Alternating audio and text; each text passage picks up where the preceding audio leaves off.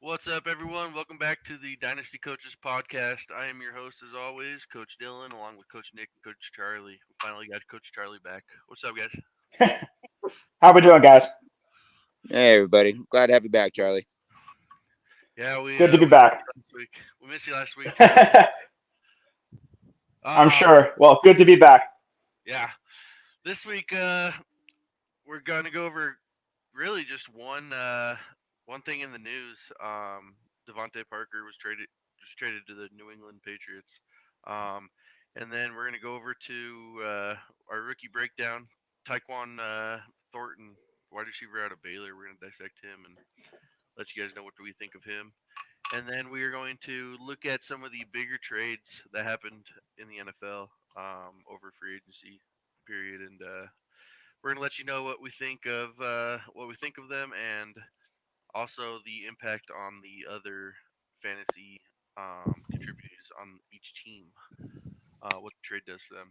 So let's go and get started here. Like I said, Devontae Parker was traded to New England. I don't want to get too far into that because we're going to be going over that whenever we break down the trades. But what is your guys' initial reaction? Not really getting too excited about that. I mean, the Patriots don't really seem to like to throw the ball too much. They like to rely on their defense and just ground and pound. I mean, Devontae Parker already does step in as the number one wide receiver, which kind of does speak to how mediocre that past wide receiver core is. But I don't think he's really in a good spot for fantasy production. And we saw Parker kind of lose a step in these last couple seasons with Miami. So I just don't think this is anything worth getting excited over. Yeah, I would agree. I think, obviously he steps into, like Charlie said, into a number one role, but with a team who's probably 22nd in passing, does that really do a whole lot for you? I don't know. I think it's great for the people that are remaining on the Dolphins team more so than it is good for him or anybody else on that New England team. Yeah, we'll get into that a little bit later. But like you said, Devontae Parker. I mean, did he ever hit his prime? I don't know. So I don't want to say that he's out of his prime, but he's not something that I'm gonna get too excited for. I think it helps Mac Jones a little bit, but we'll get into that here in a little bit. So also, I did see that Brandon Cooks got extended 2 years with the Texans. So Why? I don't know. Do you guys think that that's a good move? I don't think it's great for the Texans because it's they're in major rebuild. But what do you guys I don't think? know. I guess they wanna give Davis Mills or whoever ends up being under center someone to throw to because they don't have anybody else. Yeah, That's kind of was my initial thought too. They almost had to sign him because he literally is the only one on the team at this point. yeah. I want to see what that contract ends up being. Do we know how much they paid him yet? Let me check here. Uh, 2 years, 20 million. Okay, that's not bad. It's not horrible. Yeah, Yeah. I get to see Brandon Cooks go to a competitor. They probably could have gotten decent draft capital in return for him. So I don't know what they're thinking, but so that's it for the news and notes. So let's go ahead and get started on our rookie breakdown. Like I said, this week we're doing Tyquan Thornton, wide receiver out of Baylor. Um, he had the fastest time at the combine, and I actually think that it might have broken a record too, if I'm not mistaken. A 4.28 second 40. So he is very quick. Um, what's you guys' initial reactions on him? You know, Well, he's certainly a combine darling. It's remarkable for a player of his size to just be able to run a 40 time that fast. I don't know if it was official or not. I know he ran an unofficial 4.28. But I think his official time was in the 4.3s, which is still blazing fast. Oh yeah, Um, but he seems like he can be a guy that can kind of come in and be like a slot type wide receiver. Because he still has some stuff in his game that he still needs to work on. He's still not the best separator. He's not the greatest route runner either. He kind of just tries to use his speed to get behind the defense. So there's some things to work on. But he's got some very impressive athletic traits that I'm hoping can translate to the NFL. Yeah, 99.8.264 whatever percent with Charlie here on this one, because that's exactly what I saw. The kid's pull away speed is insane, right? And in open space, good stinking luck trying to get a hold of him. He just tears away from defenses. His route running is not the greatest. Needs a lot of work there. He's going to need a team that's going to be able to teach him and train him how to run those routes, and probably a vet wide receiver to skill him up. But the quick ins, that 10-yard in, or those quick drags, the kid's a monster in open space. So Charlie, if I told you that in college over the 4 years he was at Baylor, he ran 83 slot routes and 1,022 wideout routes. Wow. Would you still predict him as a slot receiver, or is he more of a... Yeah, because that also just could have been the state of the Baylor wide receiver core, where they just want to put their best receiver. Because what happens in college doesn't always necessarily translate to the NFL. Because I'm sure I wouldn't be able to tell you a guy off the top of my head, but I'm sure there are plenty of guys who operate as slot receivers right now that were probably the alpha lining up on the outside in college. The NFL team is going to put that player in the spot where they think he'll best help the team succeed. And I think the slot is where that's going to be for the NFL for Tyquan Thornton. And I agree with that, just based on his athleticism and his speed and what we saw out of him when I was watching his film, watching him. I think that's going to be the best position for him. Let him get underneath the defense and just tear him apart. I agree. Let him use that speed also. Not a lot of receivers have that kind of speed. I'm thinking like a Tyree, like a Jalen Waddle type receiver. He's a little bit bigger than both of them, but he's gonna have that kind of career. I think I have him kind of as a poor man's Devonta Smith, where he's tall.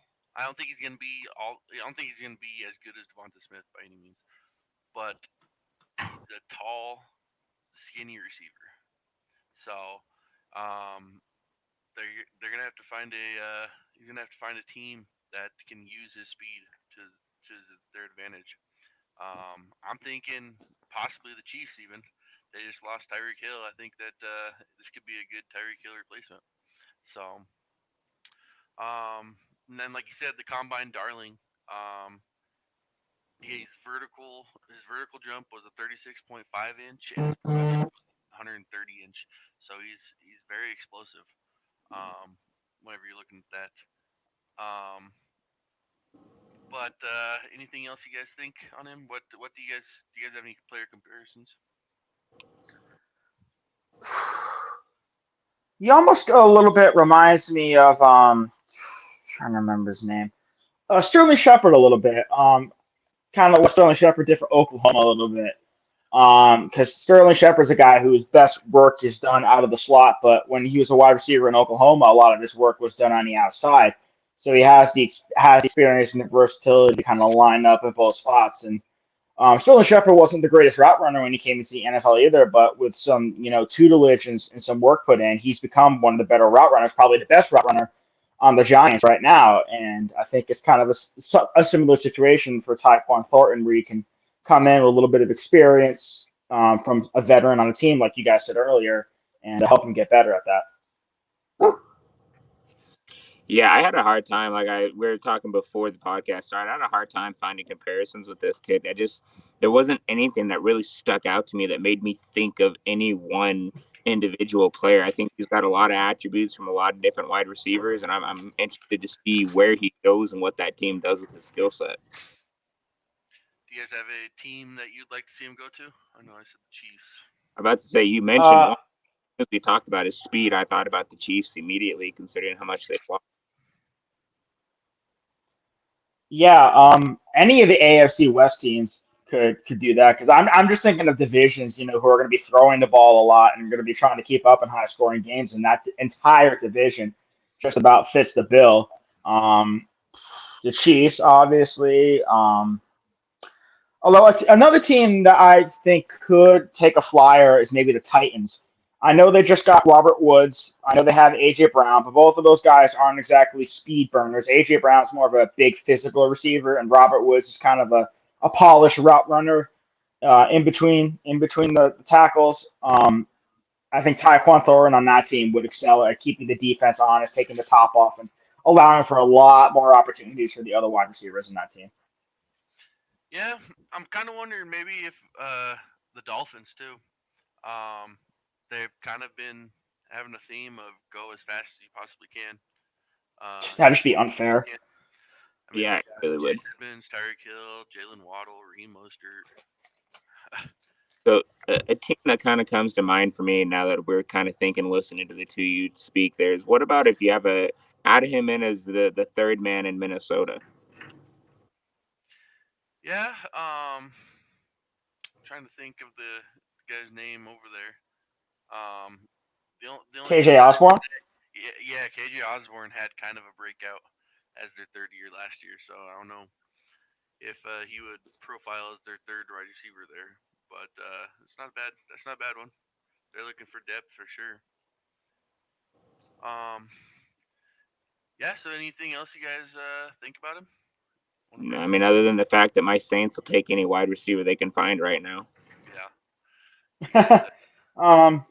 I don't know. I mean, he's an intriguing guy. He's probably not going to go till I think the fourth or fifth round, probably, because I think it's a pretty deep wide receiver class. A lot of guys are probably going to be taken ahead of him. But I'm interested to see what team he ends up on because I think he could end up being a contributor if he lands in the right spot. Like if he lands with the Chiefs, I think he's a guy who could maybe provide some fantasy value if he's lucky enough. Yeah, I was thinking fourth and fifth round too, but I'm wondering if what he did in the combine bumped him up a little bit farther.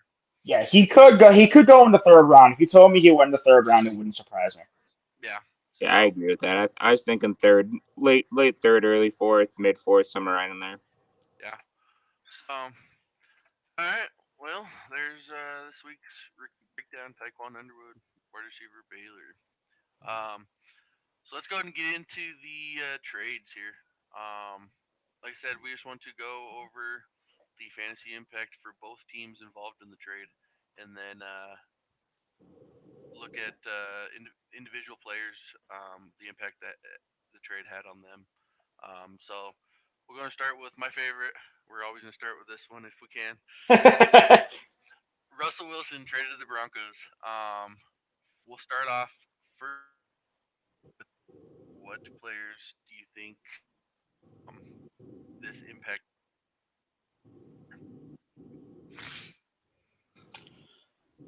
So What?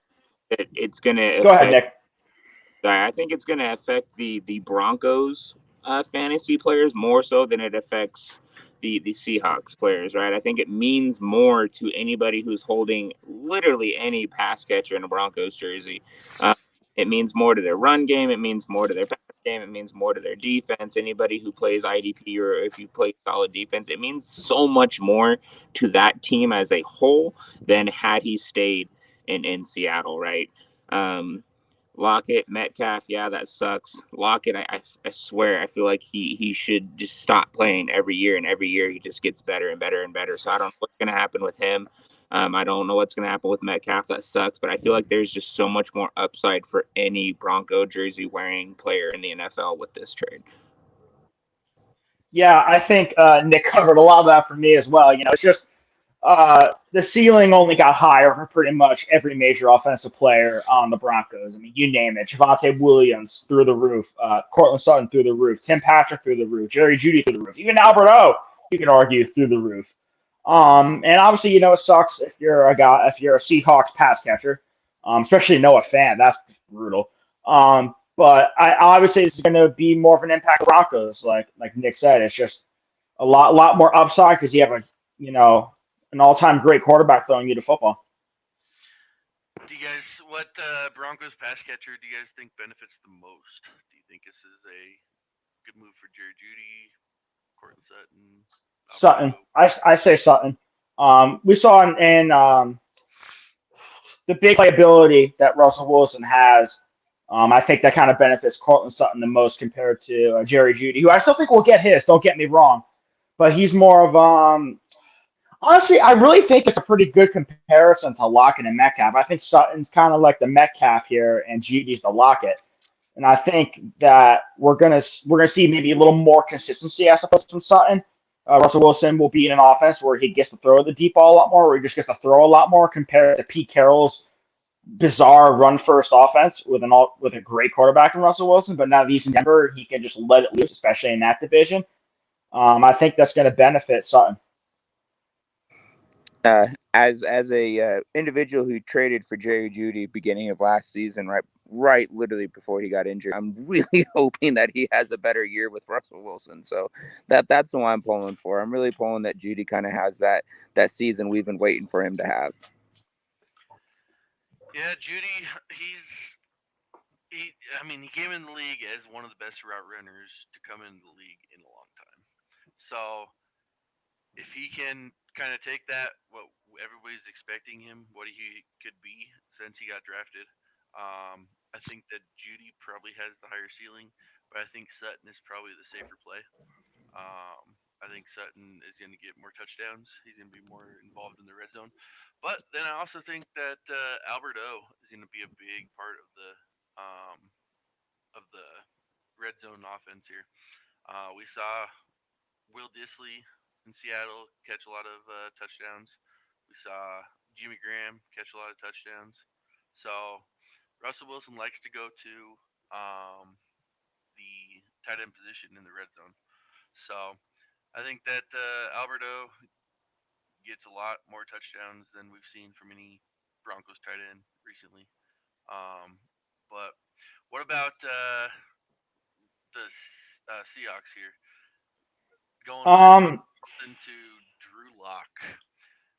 Do you think that yeah.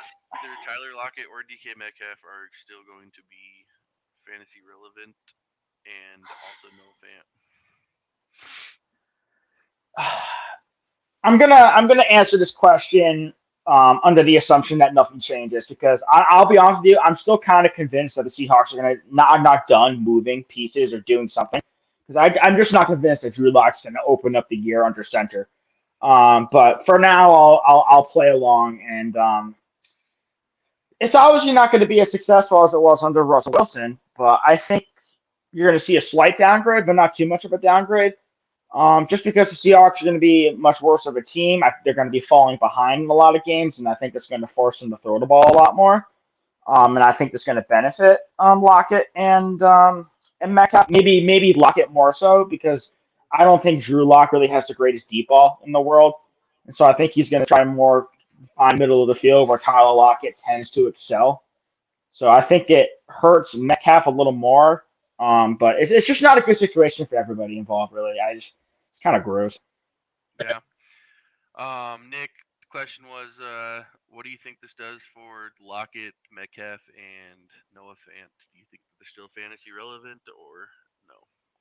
So I don't think that Lockett and Metcalf are ever going to not be fantasy relevant. Um,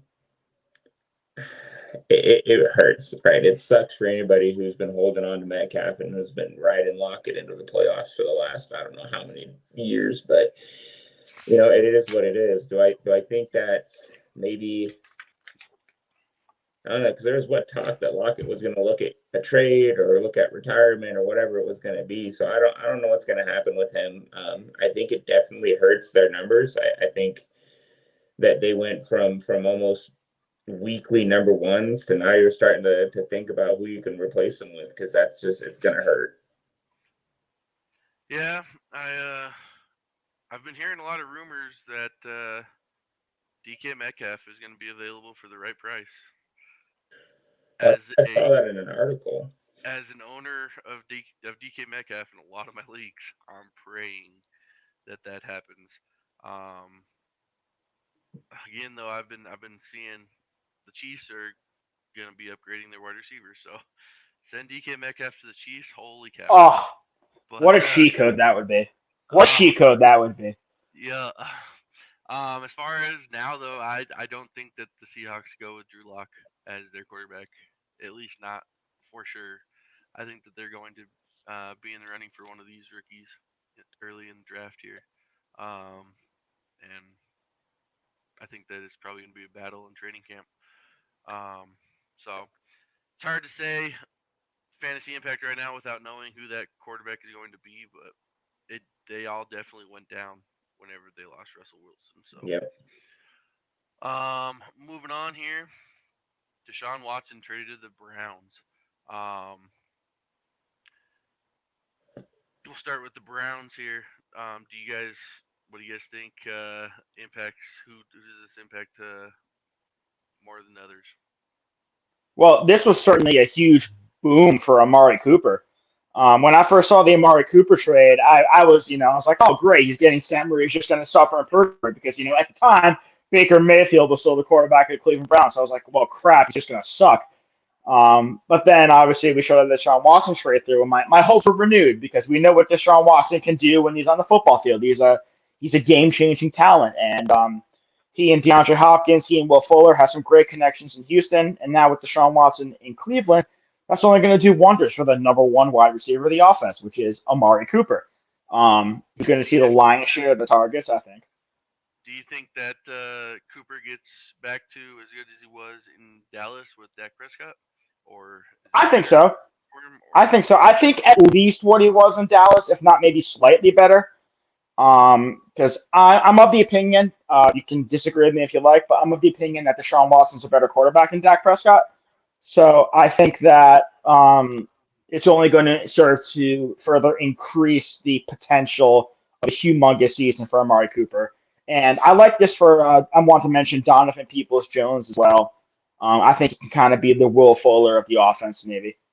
If Will Fuller doesn't end up coming to Cleveland himself, I keep forgetting he's still a free agent. Yep. Yeah, I totally agree. Amari Cooper, I think we actually talked about it, and I think I might be quoting myself here that he went to Cleveland to die, more or less, when we weren't aware that Watson was in play for them. And now that he's down there, oh, my Christ. Watson is a hand and a foot and every other body part ahead of Dak Prescott, as far as I'm concerned. Me and my feelings on Dak Prescott. I've never been fully believing in him as a quarterback, and Amari Cooper had incredible seasons with him there, and he's going to get even better with Deshaun Watson. If he doesn't, I would be shocked. I mean, absolutely shocked. And yeah, I mean, anybody who catches a ball in Cleveland is feeling better. I'm pretty sure that the water boy or the towel boy who's going to be catching those passes coming down better. So yeah, it's the big thing for me too is Amari Cooper is now the guy. Yeah. 100%. In Dallas, he was getting targets taken away from him by CeeDee Lamb, by Blake Jarwin, by Dalton Schultz, even Ezekiel Elliott took some targets away from him. Now Amari Cooper is the guy. As good as we think Donovan Peoples-Jones can be, he's not going to be CeeDee Lamb.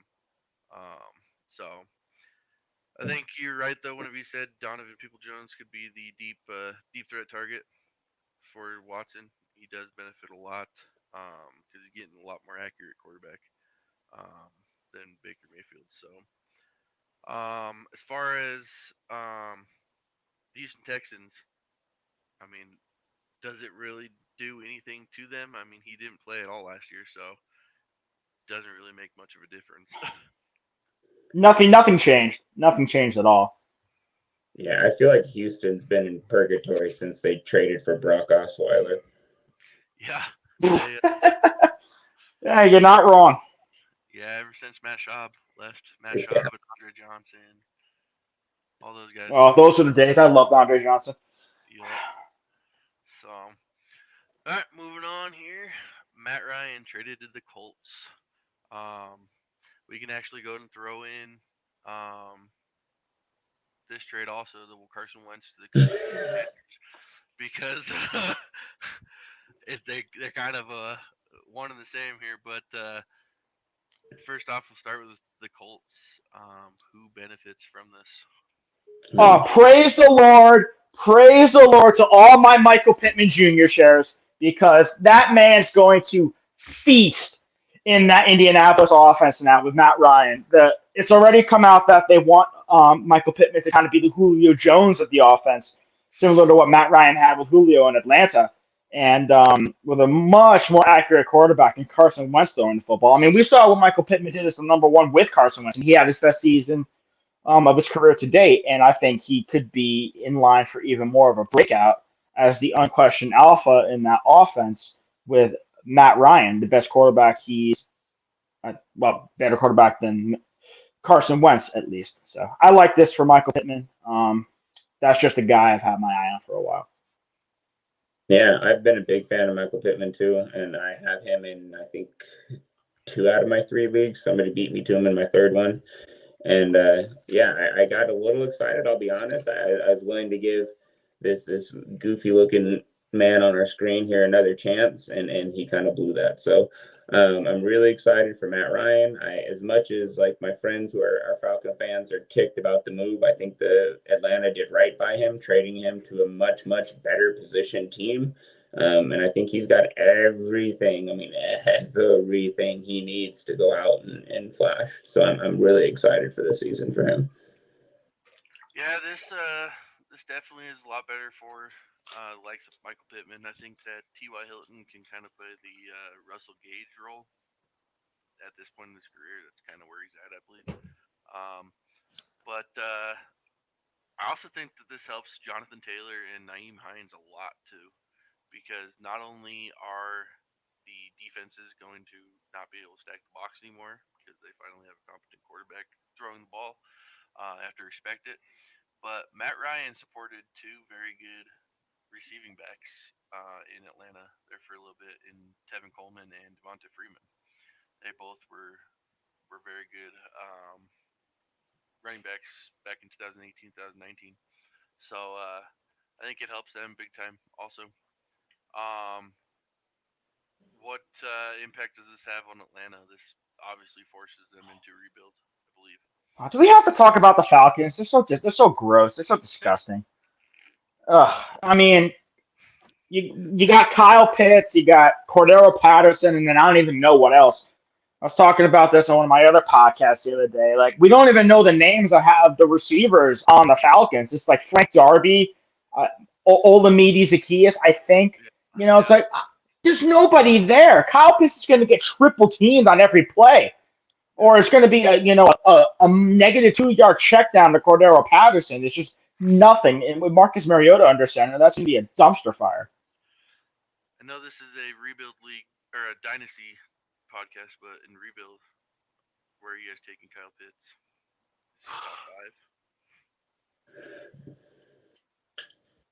Top 5. Yeah, I don't know. I totally agree with that. I don't know. I mean, I guess by default, just because someone has to catch the ball, even if he's going to be double or triple teamed, and Kyle Pitts is going to be the best pass catcher no matter who Atlanta ends up adding. Yep. So I guess he's going to be, by volume, if nothing else, a decent tight end for fantasy. But it's not a good situation. I just thinking about the Falcons for fantasy is awful. Yeah, it's tough, right? It's tough. I'm happy because they're in my division and it sucks for them. But fantasy wise, when you're looking at it and the talent that some of those players have, it sucks. I'm not even sure. I'm trying to think of who their running back is, and I can't figure it out. I think Cordero Patterson's going to throw the ball, pass the ball, catch the ball, run the ball. He's going to do it all, and I don't know who the hell else. I think they signed Damian Williams as well. So yeah, that was their addition. Yeah, Damian Williams, Caleb Huntley, Kadri Ellison, Mike Davis. I'm surprised Todd Gurley's not still there somewhere. So, I mean, can we not talk about them anymore? This is just it's so bad. It's horrible. Let's go and move on to the Washington Commanders. What does this do? McLaurin, top 20 receiver again? No, I hate it. I hate all of this. I don't know. I got burned last year with Carson Wentz. I really wanted to give him another chance, and he just can't pull his nose out of anywhere to figure his shit out. So I don't know.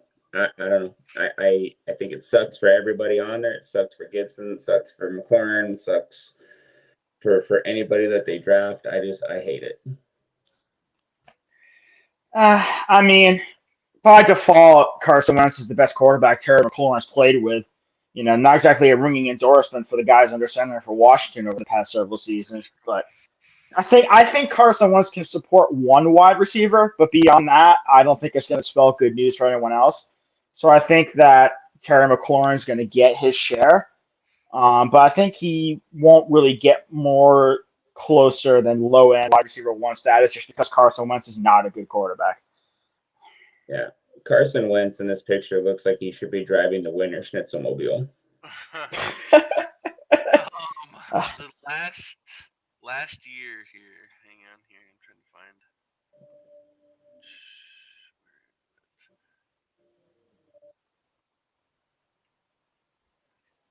Last year, Michael Pittman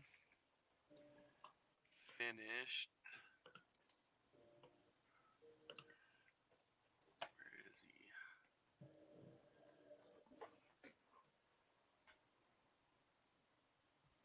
Where the heck is he? I just found him. There he is.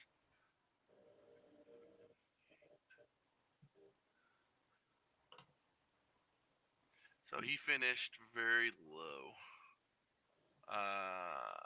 86th overall. Is that kind of where you guys are projecting Terry McLaurin? I mean, it wasn't anything to write home about. Yep. Yeah, it's not going to be good. Okay. Moving on here. Tyreek Hill traded to the Dolphins. What does this do to Jalen Waddle? Does this hurt him? Because now he's not going to be the number one target getter, more than likely. Or does this help him because now he has somebody opposite of him to take away some double teams? I think that this is going to limit his ability to have that breakout year that we all thought he was going to have.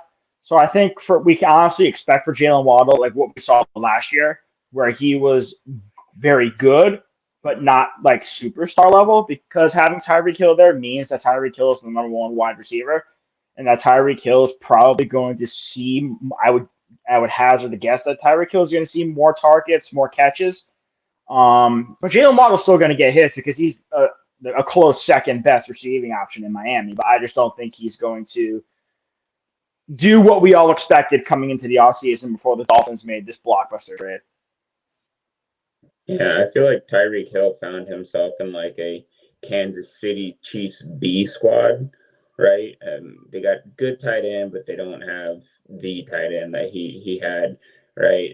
Good quarterback, but not the quarterback. Another good 2 wide receiver, but not, so I think he fits into a spot where for him, he's clearly the number one. And for Jalen Waddle, yeah, I have to agree with Charlie. I think he's going to have a very, very similar season to this most recent, his rookie season. And he's going to have good. It's going to be a great season, but it's not going to be the stud season that we were predicting him to have. Yeah, I think that I don't think it hurts Waddle a whole lot. I mean, I think that this means that they're probably going to be more pass heavy this year than they were last year. I'm just wondering if this hurts Tyreek Hill a little bit. He was a top 5 wide receiver in a lot of the previous years. Receiving 159 targets last year, 135 targets the year before, and then 89 targets in 2019. Jalen Waddle is the best number 2 wide receiver that he's ever played with. Is this going to hurt Tyreek Hill in the same fact that he's not going to get the amount of targets that he's been getting, or is he still going to finish top 5 at the position? I don't think he's going to finish top 5, but I think he'll finish top 10. Because we talked about it a little earlier. There's no Travis Kelce there to warrant a severe amount of attention. You obviously Jalen Waddle's there, so you're gonna have defenses focus on him as well. And I think that is going to take away enough to where he sees a little bit of a drop, but not significant enough to take him out of the top 10 because he has that game breaking ability. And there's going to be several games during this coming season where we're going to see Tyreek Hill take a short pass and work his magic and be in the end zone in the blink of an eye. And he's just going to continue to be a contributor for anyone who has him on the fantasy rosters. Yeah, I think it's going to hurt him a little bit, but I think that will kind of come down to the offensive coordinator there in Miami and how he schemes up ways and plays to get Tyreek Hill open. If you ask me, I think the biggest person who's going to benefit from his presence on the team and Waddle's presence on the team is going to be Gesicki. Yeah, I can see that. Obviously, Tyreek Hill has some good history with helping out the tight end position. He had a pretty good one there in Kansas City. So, last thing about the Dolphins, do you think this makes Tua a top 12 number one quarterback? I don't want to commit to that just yet. Okay. I think he's more in the QB2 tier, still high-end QB2, I will say, because of the fact they surrounded him with some weapons, giving him Tyreek Hill. But until I've seen what they can do on the field, I'm not ready to move him too far up my rankings just yet. I agree. I feel like Tyreek Hill going there is like when you receive that email saying that you won an all expenses paid vacation, and now you just have to tell us that Tua's going to be, top 10, top 15 quarterback, and you get your all expense paid vacation. No, I'm not clicking that spam email. So no, I think I don't think honestly he's going to move too terribly much in where he was ranked before this trade happened. Yeah, I think he definitely has more upside now. So the chances of him finishing as the number one quarterback are a lot higher now. But at the same time, I got to see it before I can. Yeah, I will say this, little tidbit while we're on that subject. I'm in a Dynasty league, and we just moved to Superflex this offseason. So we had to cut all but two quarterbacks from our rosters, like basically set our two quarterbacks. And then you can only pick up quarterbacks again after the rookie draft or during the rookie draft if you wanted to. And I saw an owner drop Zach Wilson for Tua. What do you guys think about that? I mean, I like it. I think I would too. I think that the Dolphins are making more moves to help their young quarterback than the Jets are doing. I mean, I don't know. The Jets have made pretty good moves to help Wilson out this season. I mean, they don't bring in a freaking Tyreek Hill, but who can? Not everybody can. Oh yeah, but outside of Elijah Moore, who do they have? The Jets are going to use an early pick on a wide receiver. They're going to be addressing that core in the draft. They're doing whatever they can to help Zach Wilson. So I think Zach Wilson's kind of in a maybe slightly similar boat as Tua, and I think he's in the same range right now, tier for Dynasty, and that he could take a leap this year with the right circumstances. Yeah, I think what the circumstances now with the Dolphins does is that if you were trying to trade Tua, now is the time to do it. Because you can get so much capital for a quarterback going into this season saying, hey, look who he has to pass to. Look at his targets. Look at Tyreek Hill's there now. Like, you know what I mean? So you use that angle and you could really, really capitalize on Tua now before he goes into the season and possibly makes us all look like clowns. Yeah. I want to say, though, that this might be the opposite, though. Time to go out and buy him. Well, yeah, don't go.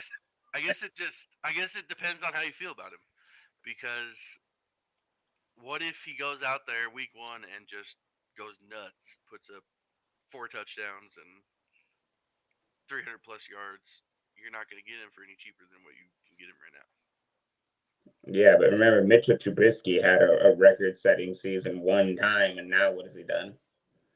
I agree. You know what I mean? Don't buy in just because he has one good game or one good season. That's always hard for me. But yeah, Tua's kind of like the housing market right now. If you're trying to buy, it's an ugly time to be buying a house. But if you got a house to sell, shit, you better get after it. Yeah. Yeah, I got to agree with Nick on that one. For sure. Real quick on the Kansas City Chiefs, what does this do for Patrick Mahomes? Is it going to? I still have him as my number 2, but what do you guys? Yeah, I still got Mahomes at 2 for me as well. He can succeed no matter who's there because I said this before. He's the type of quarterback that makes everyone around him better. And right now, that means Kelsey's the unquestioned number one option over there. So, Kelsey's going to stay towards the top of the tight end rankings. I think this is going to be great for Juju as well, although I do anticipate another wide receiver being added into that room. Yeah, I think they'll address it either through a bet or through a trade or something like that, or even Will Fuller or the draft. But I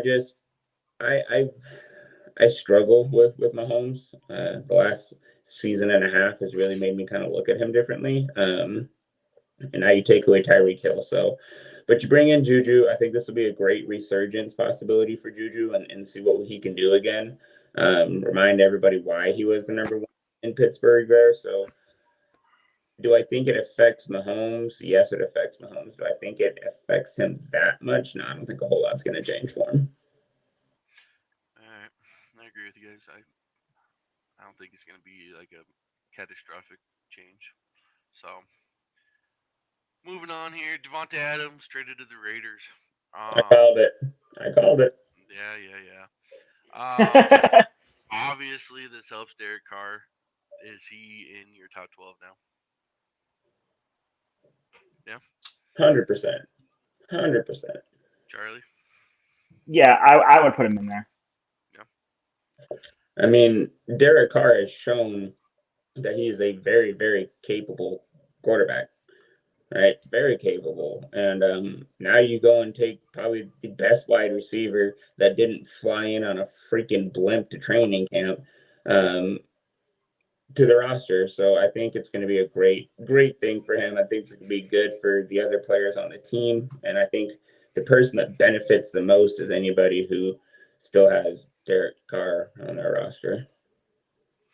Is it going to be something where can Derek Carr feed three mouths with Hunter Renfrow and Darren Waller? Or, I mean, is one person going to take that hit? I think Renfro is going to take the hit. I think that Renfro was just the beneficiary of being kind of the only good wide receiver on that team last year. And with Waller missing some time as well, Renfro was just the beneficiary of just, volume. But now with Devontae Adams there, that's going to be a huge hit for him because I think Waller is a unique tight end where he can kind of just get his at any point, even with a good wide receiver in Devontae Adams there. And obviously we know what Devontae Adams is going to do. So I just think Renfro is going to take a bigger hit than anyone else. I agree. And let's just face the fact, this is going to be the best supporting cast that Devontae Adams has ever played with. So Renfro is going to be the casualty here. He really is. Waller is such an incredible talent and such a unique player that he'll find his targets, he'll find his plays. But I think Renfro is definitely going to be the casualty of Adams being there. I agree. Renfro doesn't profile really as a great wide receiver. I think that he was a beneficiary, like you said, of Waller going down. His production kicked on whenever Henry Ruggs had his stuff going on last year. So Renfro's not going to be the number one there for sure. He's going to take the target hit. I think if I'm Derek Carr, I'm going probably Devontae Adams, Darren Waller, and possibly even Josh Jacobs before I go to Hunter Renfrow. So, but we'll see. Impact on Green Bay. I know it definitely hurts for Aaron Rodgers. I don't know why he decided to go back to Green Bay after he knew that Devontae Adams was leaving. But what does this do for him? Is he top 10 still? I mean, unfortunately, I think he's top 10. I don't know. The man will somehow manage to snake his way into another MVP for no god-awful reason, but someone will give it to him because he has a top nut and he's Aaron goddamn Rodgers and everybody loves him for some damn reason. No, I'm happy as hell. I think he got all his guaranteed money just so he could screw Green Bay over, and it just tickles me pink. So I'm happy with it. Yeah, I think Rodgers is still going to be good. I think he, like Patrick Mahomes, is the type of quarterback who can just elevate the play of those around him. So I think if you just give him even some competent level weapons, that's not going to be an issue over there. So you got MVS, you got got MVS. You don't have MVS. You have Alan Lazard. You got Randall Cobb, Amari Rogers. And I remember they're bringing Jordy Nelson out of the retirement home. Don't forget. I mean, who steps up for him here? They drafted Amari Rogers last year. Alan Lazard, we know what he is. He's just a decent wide receiver. Put it this way: if they don't draft any weapons, they're committing suicide. Yeah, they're gonna have to because they have nobody. I'm hoping maybe like a Treylon Burks or a Garrett Wilson goes there because they would immediately fall into that number one wide receiver. So, and with a guy like Aaron Rodgers, I don't want to say that you're looking at a Justin Jefferson, Jamar Chase type season, but that's probably the best situation to possibly have that happen, especially for a guy like a Treylon Burks. So, moving on, Devontae Parker traded to the Patriots. I know that we talked about it a little bit, but does this make Mac Jones? Does this move at all for you in your rankings? No. Again, we talked about this before in the news segment. The Patriots don't pass the ball. I think you said was 22nd, I think. They're a run heavy offense and they rely on their defense to make stops. So they play in a lot of games where passing the ball is not really required. And we saw what happened when the Patriots fell behind in some games and were forced to throw, and it wasn't always pretty. It's still a part of Mac Jones' game that he needs to work on. And on paper, you can obviously say the Patriots got better, but for fantasy, I just don't think it really does anything good.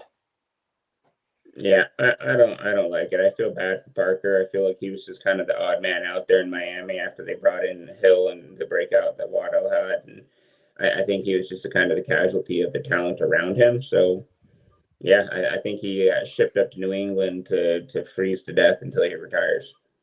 That's very true. Um, I don't even know if obviously the quarterback is an upgrade. I don't know how much Mac Jones is better than Tua, because they're both still so young. But we'll see. Hopefully Parker can become kind of a target hog and be relevant that way. But I don't think he's going to be anything that people are jumping to go get Yeah. soon. So, um, really, there's not a whole lot to talk about with this trade. It doesn't do a whole lot either way. So we'll go ahead and move on to our last one here. Robert Woods traded to the Titans. Um, I think that it's probably a better move for the Titans than the move that they had last year. I think Julio Jones is just kind of washed up at this point. Mm-hmm. I think injuries kind of killed his career. So I'm hoping Robert Woods continues what he was able to do in LA. But what is your guys' opinions here? Do you think that he does? Well, I'll put it this way: like every year, I think that this is going to be the year that Robert Woods just doesn't do as well as anticipated. But every year, Robert Woods just seems to amaze me and just continue to put up good numbers no matter what type of situation he's in. So I think he can be a good wide receiver too this year at least. He's going to have an alpha and AJ Brown to help take some of the heat off him. And obviously having Derrick Henry as well doesn't hurt things for your offense. So I think there's going to be some opportunities for him. And obviously his route running is very good. So I think just because there's also no other receiving weapons that he's going to get his share as well. Yeah, I feel like every season I forget that Robert Woods plays football, and then he just has the most consistent seasons, season after season after season. It reminds me of why I keep him on my team. Yeah, I think it's going to be a great spot. Just like Charlie said, he's going into a good position, a good place. You got Tannehill down there. You got the Derrick Henry. You got AJ Brown. You got all kinds of talent down there that's going to help to create opportunities for him to do what he does best, which is run beautiful, crisp routes and always seems to find a way to be open. So I think it's going to be a good play for him. I agree. I think that the impact is more with LA. I'm trying to decide who I think is a better wide receiver at this point in their career, Robert Woods or Allen Robinson. Robert Woods. I know you just said Robinson, Nick, but the way that Robert Woods and Cooper Kupp work together, if you watched any of the games, the announcers kind of broke it down for you, where they were so important for each other because they knew exactly where each other was going to be. Cooper Kupp was able to block for Robert Woods, know exactly what to do, when to do it. I don't know if they're going to have that same rapport with Allen Robinson. I mean, they're professionals. That's the expectation. Let's hope. I mean, that's what the offseason and training camp is for in the preseason. They're going to get so much time to work together. And, I mean, I think I was convinced that Allen Robinson was absolutely sabotaged by Matt Nagy in Chicago because there's no way that Allen Robinson has nothing left in the tank.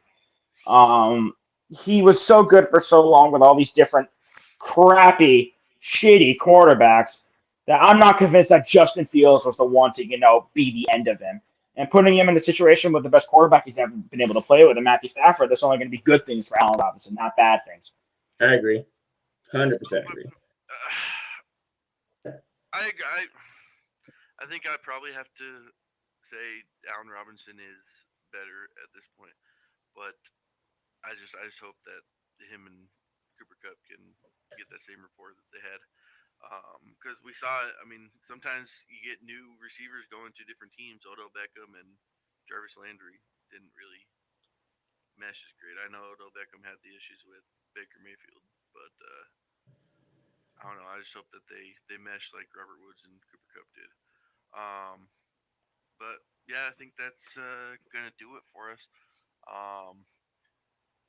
Keep tuning in. We got some good stuff coming your way.